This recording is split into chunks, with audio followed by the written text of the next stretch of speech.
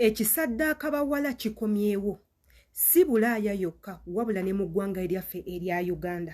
Kansuubire nti nno ebintu by'okusaddaaka abaana abawala muludde nga mubiwulira.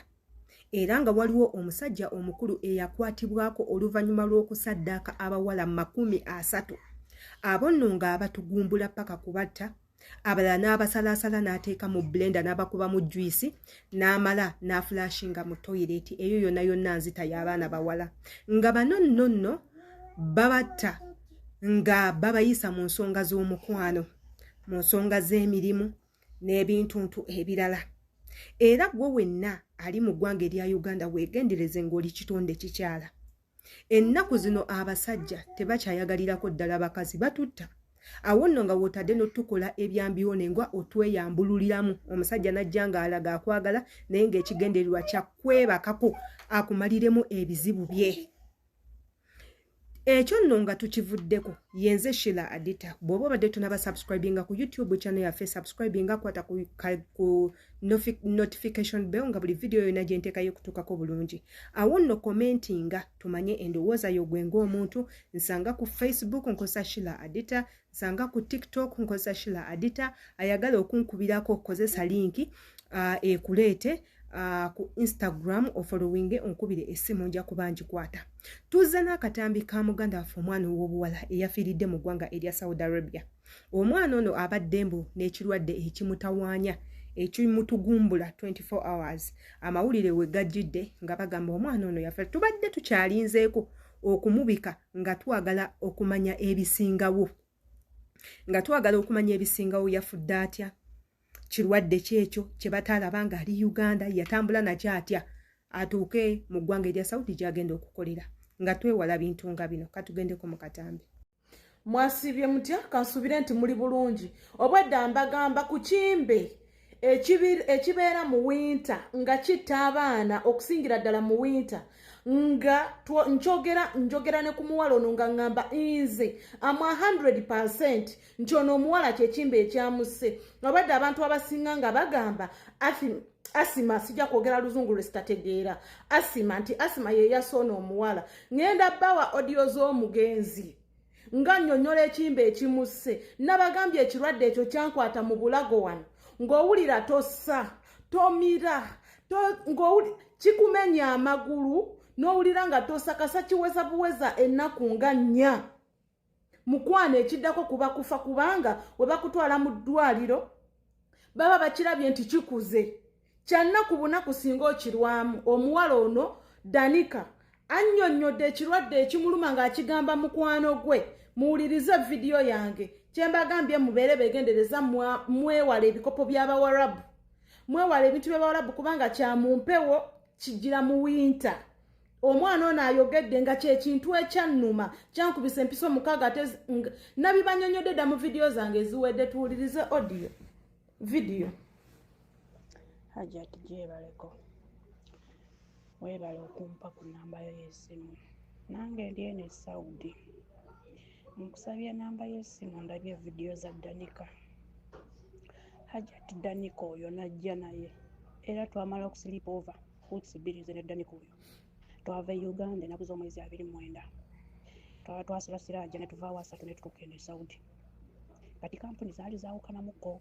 Nze natambulira Mozaazi, ye yajjira oba ye baali bagiyita bati eno simanyi, twava kwali Karibu. Danica oyo njagala nkusindikire audio za Danica. Mazima Hajati ombuulire asima eyinza okukola bwetyo omuntu oba naye natu gamba otya suubira oli bulungi. Nange eno mbadde bulungi naye ate ekirwadde gye kyafiiridde saategeddeyo oba bulwadde ki ate abeeno batakebere nti olina kino oba kiki simanyi. Naye nga nzenna omubiri gwonna kubadde kunnuma, ekifuba kasobola kussa nga wera bwompulira nzisa, ensingo okumira, amagulu emuno mubisambi. Remember nabagambye ekimbe ekyo kyakwatako ku Rahma. Oyo muwala yali arapinga wano nga ayimba nyimba z'abadde agenti z'abagravity nga zayimba ekintu ekyo kyamukwata. Nange kyankwata n'abaana nninamu mubenda bye nga kyabakwata. Nebanteekako kaawo. Kati tuvuddeyo. Era mpulira kamunguluze njagala kusesema. Buli kendya kusesema kuddukana. Mukama nsaasira ekyoka ne mukama wange naye yalwala omukono. Gwaba kisimanyi. Simanyi nange oba bulwadde ki bwe nnina. Naye nga kyomanya mubiri gwonna. Gubadde mukosefu. Ekirwadde kitannuma kiri kimu mutwe. Engeri zikadde byonna. Polomi bwereere. Kati wetuvuddeyo mu ddwaliro. Ate kusesema ne kutandika. Nampulira njagala kusesema kyekimaze kino. Nga bwemandika kusesema nzirukana. Naye saawa zino oba kusesema kabi. Ate mpulira nzikakkanye. Mukama okeerera. Mbeeredde mu nteeko. So be careful bamada, mbeere careful bamikwano. Obulwadde wano e Saudi nabagambye kiri too much kino ekirwadde ky'omuwinta. Temugizanyiramu, temusharinga bintu byammwe n'Abawarabu azini ekikopo ne sowaani. N'okwemanyiza skaavu muno ekirwadde kiri serious. Kittira nnaku bunaku tosobola weza wiiki n'ogwo oguntu ne gutakutta. Naye nammwe nno ba big tiktok oba olumu mulimba. Buli amanyi nti olina emu sembera wano tulina meeting. Njagala kubajjako eyo emu mbazeeyo mukekeke. Lwaki mutubikisanga abantu nga bakyali balamu? Kwaffe tumanya amawulire agookya ag'akafuluma gasookera wammwe naffe ne tugoberera. Kakati lumu mutuzaaza emenyera. Kakati mwagenze tubikisa omwana ng'akyali mulamu. Nze nsooka kugenda mu ba big tiktok kasitanda beggulire nga lyakafuluma. Nsooka nengendako neŋŋamba kituufu nange nengoberera. Kakati musembere wano si mu bubi nkimanyi mugenda nnyiiga naye buli amanyi nti alina emu. Gwe bw'oba omanyi nti olina ke sikwagala owa emu mujje tulina meeting. Nsooke mbaggyeko eyo emu zammwe mbazeeyo muke. Mukitegedde ate nkimanyi mujja kunyiiga naye era si mu bubi. Mukitegeere ekintu ekyo bombo clat. Mwangu gwe njagala na obwo nno bwe bumu ku butambi Abanayuganda bwe baakoze nga bali mu kulanga mwana muwala oyo. Omwana oyo akoze nnyo obutambi ng'ayambadde bi oxygeni ebyokusizaamu ng'alaga mulwadde nnyo tasobola kussa, ayina ekizibu ky'omutima, abalala simanya amawuggwe tegakola, abalala simanya ayina athima, abalala twamuyise allergy n'ebintu ebirala. Nze nga Adita nabagamba nze saagala kumala googera kintu gundi afudde n'enzija n'enjogera nga sinnabafuna okulu endala. Ebiseera ebisinga bwe muba mugenda okujja eno babakebera endwadde nnyingi nga mu ekyo babakebera omusaayi ne babakebera omusulo ne babatwala mu kyuma ekikebera byonna amaaso, olulimi, obwongo, olubuto, amagumba. Wabula ate nga kwe batadde ne testi esembayo eyo bakebera pupu. Bwe babakebera pupu bamanya endwadde endala nga bacterias ezibeekweseemu. Bwe bakebera omusolo baba banoonya birwadde nga ebyobukaba teekako n'embuto. Bwe babajjako omusaayi banoonya ebirwadde nga hepatitis, banoonya ebirwadde nga siriimu, ne banoonya ebirwadde ng'olubuto, ne banoonya n'ebirwadde ebirala. Kaakati kiba kizibu nnyo okuyingiramu eryo eggwanga n'otuuka ewa mukamaawo nga tebannakakasa bulwadde bukuluma. Aweeva ebirwadde nga athima, allergy tebatera kubeeraba olw'ensonga ebiseera ebisinga bizibu bya kuditektinga naye bw'ogenda mu kiri ekyuma ekikebera obulamu bwonna basobola okumanya nti ono ayina allergy, ono ayina athima, so kibeera kizibu. basobola okukkiriza endwadde ezimu ezisobola okukkirizisa okukola naye nga tezireeta risiki ku bulamu bwo. Katulabe ono omwana obutambi buno obwamutuuseeko nga bamubise yayogedde atya, kituufu yabadde mufu oba nedda? Katugendeko mu butambi. Empulira ey'okumbikanga nti ndi mufu ate nga nkyali mulamu kye kintu ekisinza okunnuma mu bulamu era nga sobola kyebeera. Abantu bangi bansindikidde message nti wumula mirembe ate nga nkyali mulamu. Njagala otwala omukisa eri abantu bonna abambeereddewo okuva nga ndi lubuto, okuzaala n'okufiirwa omwana wange. Mwebale nnyo, mwebalire ddala. Ako nno ke katambi ka mwana muwala amawulire we gamutuuseeko nti bamubisa afudde, yavuddeyo mangu n'ayogerako n'eggwanga era nga yavumiridde ekikolwa ekyakoleddwa abaana bakola nabo, teekako nabo babeera nabo e Bulaaya okuvaayo ne bamubika nti mufu.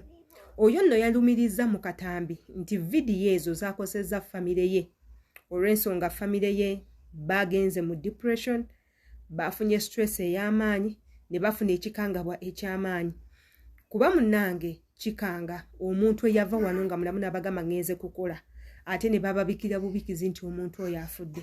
Omwana oyo yandiba nga afunyeemu health condition like any other person. Ensi ezo tuzituukamu olwa changes eziriyo nga weather, emmere, enneeyisa, diversity n'ebintu ebirala, environment, climate, tufunirayo endwadde bwe zityo. Nti mu Uganda tetulina winter naye eryo ojja tuukayo ofune winter. You're going to experience it. Ate nga mmwe abamu bakama bammwe they don't have equipment ezibakavaringako oba ezibaleetera okuba nga mwewala winter. Kyova olaba mumanyi okulwala. Ate nga abalala emmere ebalwaza era ku mmwe abamu mugenda kumu nga mulina ulcers. Abalala ku mmwe mubeera mentally traumatized ne mubeera ne trauma nga mukompeyalinze ey'ewaka, teekako naye eno. So eno tufunayo ebirwadde bingi. Teekako okufunamu obuzibuzibu mu mbeera zaffe ez'obulamu ne tutejjanjabisa bulungi. Ebyo byonna bisobola okuleetera obulwadde. Naye nga ekisingira ddala winter. Abamu ku ffe temwamanyira musana ogwo mungi. Omusana ogwo omungi gusobola okuviirako okulwala. Okukola nnyo egyo emirimu gye mukola nga mulinga abawenduli gisobola obbaviirako okulwala. So asobola okuba nga yafunamu condition emuleetera okubeera bw'atyo naye ate ng'asobola okukola ng'akyagiina. Waneno we mbalabulira ne mbagamba bannange bwe mutuuka eyo mufube okulaba nti mwefaako. Tewali agenda kufaako kubanga oli muntu mukulu. No one is going to care for you. Ebintu byolaba mu nnyumba ebisinga ddagala, byolaba balya birye. Totandika kwenyinyala otherwise ogenda kulwala. Jjukira omubiri gwo gujja gezaako otransforminga okuva mu mubiri eno gye wali guyingizeemu omubiri omulala. Kyentegeeza omusaayi gwo gugenda kukyukakyuka. Embeera gye walimu eno e Uganda egenda kukyuka edde mu mbeera eyo gy'olimu eyo. So bigenda kuba nga omubiri gwo gujja kuba gulwanagana gwokka na gwokka. Abamu ku mmwe mutuuka ne mufumuukako enviiri ne musigaza biwalaata. Abamu ku mmwe mutuuka ne mufuna pressure, ne mufuna ulcers, ne mufuna sukaali, ne mufuna ebirwadde by'emitima n'ebintu ebirala ebyo byonna. So try as much as you can okulaba nti weerabirira, weeteeka mu mbeera ennungi. Bw'oteyayagale no one is going to love you. Kansubire nti akatambi kano eno mugenda kawuliza n'obwegendereza, mu commentinge, mu likinge, muyite ne bannammwe abalala. Naye ate era nga nsigala mbawooninga temuddamu kubika bannammwe. Temubika bannammwe unless it's confirmed. Mujja funa obuzibu, amawulire amafu mu ggwanga eryo gye muli galeetera bannammwe ebizibu. Jangu owa amawulire after realizing nti amawulire g'owa matuufu. Do research. Omuntu oba abadde omufollowinga n'otukesanga tomulaba, genda mu kabox mwandikire message. Some of them have challenges, yes, nga balina ebizibu ebibasoomooza. Olumu babagyeko amasimu oba olumu ba traveling n'ebintu ebirala. Munoonyeeko naye tojja ku internet kutandika kusasamaza. Yenze Sheila Adita, imbaagala nnyo.